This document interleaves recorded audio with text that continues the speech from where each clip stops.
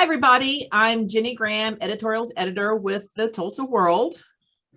I'm Bob Doucette, editorial writer.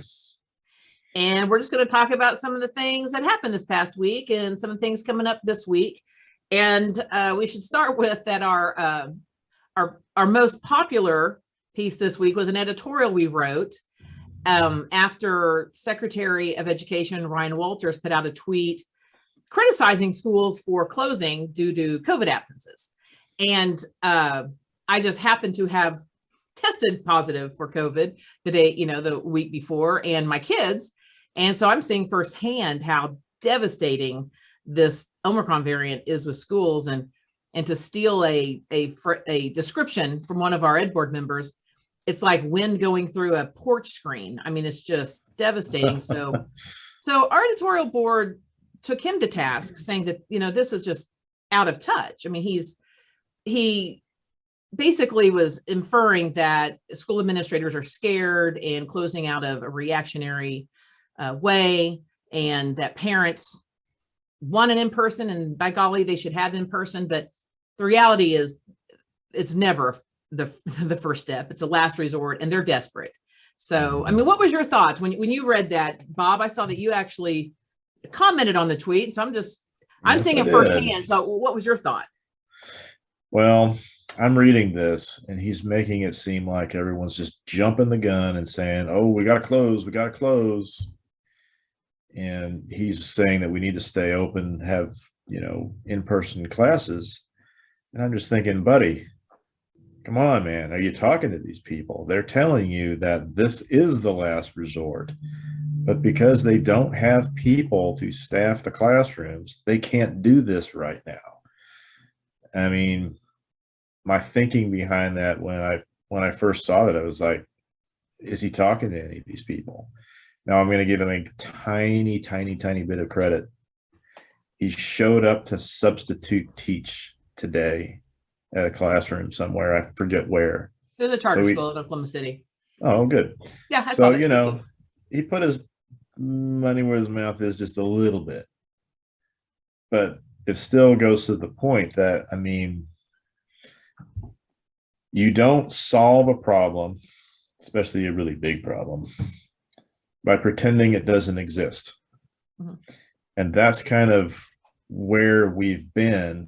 And lo and behold, hey, we are sowing the fruits of our labor, so to speak, in terms of how our policy has gone on this kind of stuff. It seems like the policy through this whole thing has been not the health of people, but the idea we got to keep parents at work. We got to keep the economy open first, and the schools have to be open for that, not because they need an education, not that it's safer. And that's what has bothered me, is that safety has taken second through this whole thing. And I agree. I mean, as a parent, when the kids are home, yes, you have to think things are awful. I mean, it's just, and especially with young kids, when you can't leave them alone.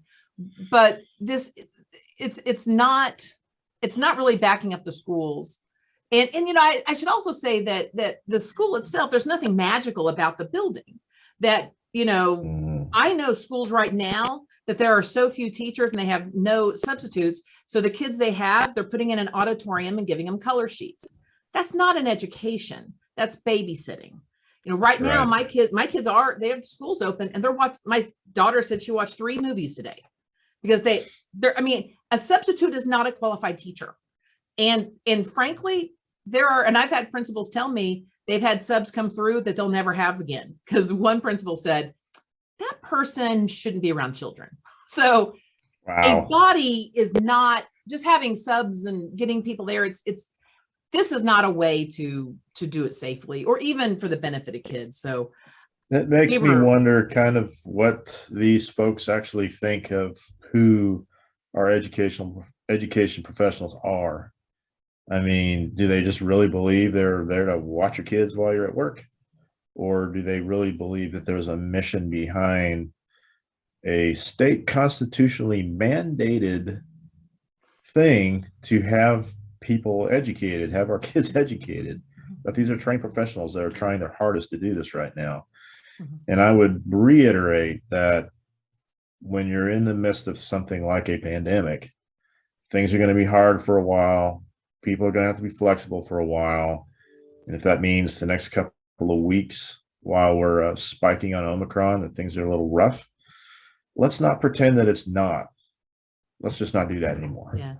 Let's be real. How lucky are we to have Dr. Braxler at OU? He is just, the amount of information that the doctors themselves are putting out is astounding. I'm still disappointed the state hasn't taken the lead on that. They've seemed to fight releasing information off and on, but Dr. Braxler has been out every day this week giving good information.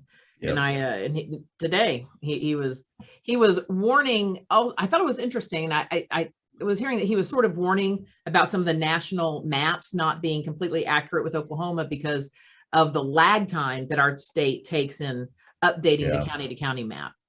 And I think it wasn't our health department said they ran out of shades of red again. So,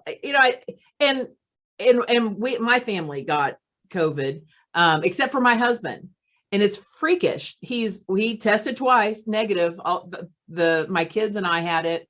And it's the virus works weird, the way it's hard on some people and others don't get it. And and I wrote a column on what it was like to get that, because I've been so careful and my family's been careful, and I just got mad. I was just for days, just mad. Like I couldn't, it was hard to get a test. But one of the feedback I got from that column was there are a couple of people that said, why are we even testing, or why are we even vaccinating if we can still get the virus? So I was vaccinated, I was boosted, still got it. And so they were posing to me, well, you should be reporting that these vaccines are pointless because you can still get it. And one person was surprised because she had just found out that the vaccine doesn't prevent transmission. And it's like from the beginning, we've been reporting that yes, it works like, the chickenpox virus or the flu or the vaccine, or the flu vaccine or the chickenpox vaccine, that it lessens the symptoms, but you can still get it. And I'm grateful I got it because it was just a sinus infection is what it felt like. So, I'm still a huge proponent of vaccines and for sure. Yeah, but it looks like our Supreme Court isn't as in love with it. Not so much. They at least, they kept the mandates on the healthcare workers, but the workplace rule, they said no go on that, and we had some spike in the football a little bit from our state leaders on that one because they've been suing for overturning that mandate for a little while now. So hey. That I always thought that was going to be a hard one, though, because anytime the government starts telling private business what to do, it begins to be hard. But one of the things I do sort of understand, HR departments all of a sudden were becoming like, mini health inspectors because they had to, and I understand all that, but at the same time, because they kept the mandate for the healthcare workers, it does seem like there's some acknowledgement that different groups of people are more vulnerable. And for me, when I was thinking of when I had COVID and thinking of it, I was thinking of childcare programs and Head Start programs. Yeah. And, those kids can't get vaccinated. And they're, especially with Head Start, they're coming from low income families where healthcare is already either out of, expensive, out of reach. And so if children get COVID or bring it home to their families, it's even more devastating. And I think there was a court ruling that put it on hold, and one of our state officials championed that, like, yay, Head Start workers don't have to get a mandate. And I was floored by that, because I think we have to recognize that there are some people like in healthcare facilities that are just more vulnerable. So I don't know if that means anything. Do you read anything more into that they kept some and not others? It seems like maybe they think there are two sets of rules here in terms of places where people gather, a workplace versus a healthcare setting. The healthcare setting being one of those things where the possibility of transmission is a little bit higher, and you're also not wanting to have your workers infect people who come in needing treatment when they're already weakened. Nobody goes to a hospital for fun. They go there because they're sick or they're injured or both. And it's kind of that weird Solomon splitting the baby kind of thing, I guess. I don't know. And we'll see how all this goes down. But again, it would help if people just would recognize the importance of it. So sure. But we got to catch up on our Joe Rogan podcast, Oh, I'm telling you, reading some of the the conspiracy theories, I would laugh at it if people just didn't take it for real. And especially with the school closings. Oh my goodness. There's one that there were two that got my attention. The conspiracy one is that it's to prime the pump for districts to start closing schools down. That they're gonna in neighborhood schools that get ready. They're never going to open up again. That makes total sense why someone would want to do that. Hey, let's just close it down. Let's just close it down forever. And then the other one was, this is really a big sick out led by the unions who've told all their teachers, this is a time to call in sick and stay home until they give you a raise. And it's like, okay, yeah, like I'm hearing teachers coughing, and there are parents that are seeing teachers on Zoom coughing and sick and still trying to give lessons. And so, but what do you say? I mean, what do you do with that? I don't know. People are stressed. When people are stressed, they are vulnerable to these kinds of thinking, I guess. And I can't think of a more universally stressful time for people right now than what we got going on in a pandemic. So people are getting sick, people dying, workplace disruptions, the whole 9 yards. Our whole lives have been turned upside down a bit by this. We don't do the things we used to do as much anymore, and it shows. A lot of cracks in phrase, so to speak. Yeah, and everyone has a keyboard and internet access, I guess. But true that. And a lot of time. So you've got an interesting column coming up, and it's based on the Attorney General, John O'Connor, gave a speech last week to the Sand Springs Rotary that not only grabbed your attention, but other people as well. A lot of feedback on it. And I'll just let you explain what the quote was. It was basically, I'll let you explain it because I hope everyone reads it, but I'll let you. He was giving a speech at, I would assume, a fairly friendly place, Rotary Club, Sand Springs. And he made an interesting statement that Sand Springs Reporter picked up on and did a wonderful job in reporting this, where he said two things. One of the things he said is not all of the time is majority rule correct. And then he mentioned some things that, supported that. So I was like, well, you got something there, Dred Scott decision, not great. Plessy v. Ferguson, not good. Majority of the Supreme Court went for that. And we've had different laws that have been bad, and we've probably majority elected some people we wish we wouldn't have. And then he went on to say that what we should really have, and I'm paraphrasing here, is we should base our values or base our decisions on God the Creator. Mm-hmm. Now, I thought that was interesting, not in what he said, but what's not said. And what's not said is, who decides what God's will is? Who among those who govern us has that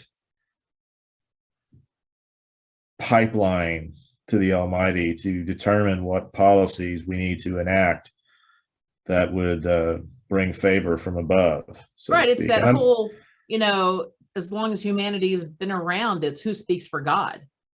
Yeah, and I'm being a little snarky here, but this is a very serious thing. Right. No, it is. It's if you have this patina of divine favor, like you're doing God's will, you're the guy that God chose. That carries a lot of strength, and it lets you maybe get away with some things that you wouldn't be able to ordinarily. We've seen a lot of historical examples of that. And in our own history, we have seen our founders, the framers of the Constitution, look at their own pasts, where they came from in Europe and such, and understand that, we don't want that. We don't need people bringing this element in here to say that they are more right than anybody else because God said so.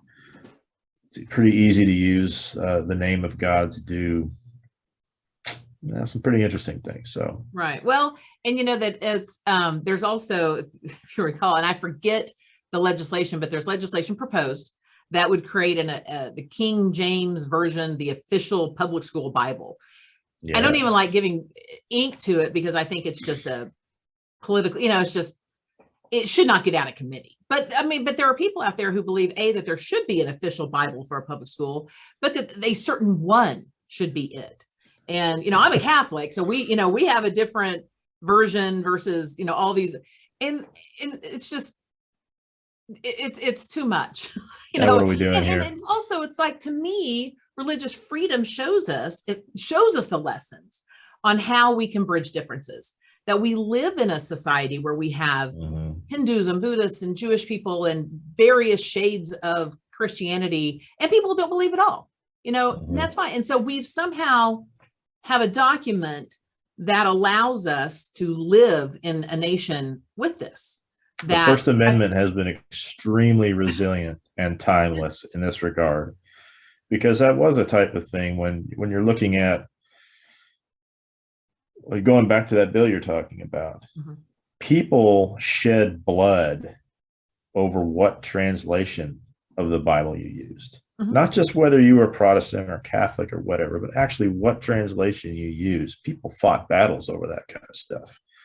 We've never had to do that here. And there's a reason why. It's because we have the First Amendment. The First Amendment gives us freedom, and it also prevents the government from establishing anything like that. So it goes back to your question, what are we doing here? Why can't we just let people believe how they believe? And maybe let's tackle some real issues. Yeah, we got a few. Like I say, it shouldn't get anywhere, but it does show that I think there are some people in leadership that want to hone in on the differences. And to me, the beauty of what we can do as a nation is find the oneness among us, and sometimes it's just a small thread of something, but it's something to hang on, and it served us so well. But you had mentioned when mentioning Plessy versus Ferguson and some of these other really bad Supreme Court decisions. And there's this thought that, rights are linear, that everything gets better, but it doesn't always. There's always setbacks. And I was NPR, there was a speaker talking about that this morning, that when you look at the Civil War, after that, Black people had the right to vote, that it was, there were Black senators and Black lawmakers sent to Congress, but then, you had all these Jim Crow laws go in, and you had some of these things that then it's decades of reversal of those rights. And so, when we think about rights and how we view that, yeah, some of those were bad decisions, but it doesn't mean we can't overcome them. And I think that we have to embrace those common threads that make us better. But that does and that reminds me of MLK. MLK is coming up Monday, and voting rights was right in the center of Martin Luther King's civil rights life. I mean, it's why that's why they marched across the bridge at Selma is over. They couldn't vote. And I will kind of pitch a column, an op-ed that's going to run Monday. Former Representative and Senator Judy Eason McIntyre from Tulsa was at the March on Washington when she was 18 years old. So she writes a little bit about that. She also writes about the current Voting Rights Act, that, if what would Dr. King say today, looking at what's happened to that act that he fought so hard for, that's been gutted, that we have states that are enacting laws to make it harder to vote. And so she writes a very good piece arguing that clearly his work isn't done. And and you wrote the editorial that will run Monday. You probably started looking at some of his quotes. And I always enjoy this time of year because it gives me, when I start reading and looking at some of the old video of those speeches, it does give you hope. It does give you this sense of we can be better. And so was there anything that when you were getting that editorial ready that inspired you or stuck with you or just gave you a thought? There was two things that stuck out to me. Is the speeches of Dr. Martin Luther King Jr. are extremely aspirational and inspirational. You know, he talked, you know, and within, I don't know if it was within days or within hours of his death, of having seen the promised land from the mountaintop. You know, we've heard that quoted quite a bit. And in the March on Washington, you know, he lists out all of these things that, you know, I have a dream, and he lists out all these amazing things that he sees as possible and necessary for us as a country to grab. And it's very popular right now to spread all the love about MLK and what a guy he was and what an amazing orator, leader, and everything else that he represents for our country's history. But, you know, it wasn't all nice and inspirational and uplifting. I liken Martin Luther King to the prophets of old, and I don't mean prophets like predicting history. I mean telling hard truths. And that's what he did. He told hard truths. He showed people what it was like for Black Americans and for a lot of other disenfranchised communities, what life was like for them. And I thought one of the more interesting things that he wrote, and I'm just going to kind of look over here and read this one quote from a book that he wrote in 1957 called Stride Toward Freedom.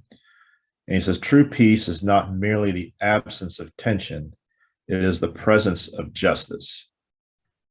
And I thought that was interesting because a lot of what we still hear now when any big protests come up is, it's just bringing up division. It's just bringing up division. It's like, whoa, wait a minute.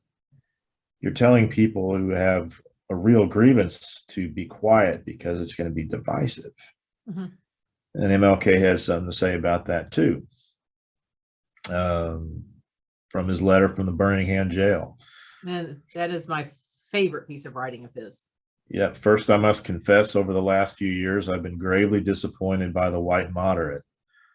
I have almost reached the regrettable conclusion that the Negro's great stumbling block in the stride toward freedom is not the white citizen's counselor or the Ku Klux Klanner, but the white moderate who is more devoted to order than to justice.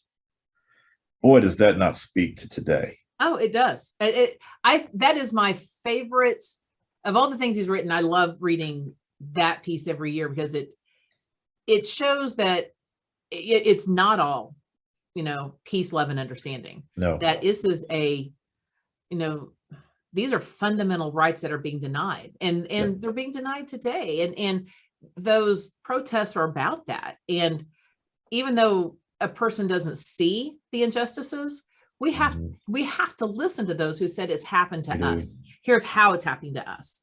And because there are subtle ways, there are systemic things that are in place that really were put into place decades ago that still have an effect. And to me, as an American, I have to listen to my neighbors who say, wait, this is happening to me. It's not right. And here's how and why it happened, and to break that down. And so reading that letter every year is something that just reminds me that it's not done. And rights, there is always someone ready to take away a right. I mean, it's just because you've gotten rights doesn't mean that a power structure doesn't come along and say, oh, wait, we're going to water that down. We're going to backtrack it. And that scares me a bit too, because we've seen that happen in history over and over again. But something about with Dr. King too is those stern rebukes of letter from a Birmingham jail and the I Have a Dream speech. They work hand in glove. And in that, what I mean is that he is actually calling us to live up to our nation's ideals. And that's one of the direct lines from his I Have a Dream speech, saying, he said, I have a dream one day this nation will rise up and live out its true meaning of its creed. We hold these truths to be self-evident, that all men are created equal. Mhm. And that goes back, he's hearkening back to our founding documents. Mhm. We've always had this high ideal for America. And the truth is that's what the United States is founded on, as an idea, a high ideal. Now, how much we've lived up to has been pretty uneven, but we got to keep trying. Mhm. And I think that's kind of a layman's way of looking at that and saying, or interpreting what Dr. King was saying. We got to keep trying. Mhm. Yes, and with that, I think we'll bring this to a close. There'll be much more to talk about next week. Yes, And ma'am. with always, I hope everyone reads the paper, reads what we do, and writes us, give us some feedback. Maybe we can address some of these questions in our weekly podcast. So There you go. thank you very much.